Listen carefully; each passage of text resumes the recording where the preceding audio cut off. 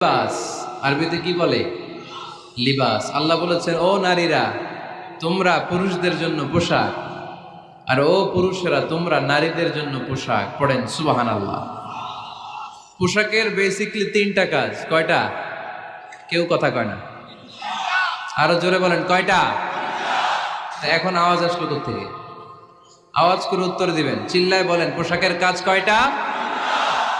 এভাবে শেষ পর্যন্ত খোঁচায় যেন সাউন্ড বের করা না লাগে, স্বপ্রণোদিত ভাবে উত্তর করবেন, ক্লাসের মতো হোক।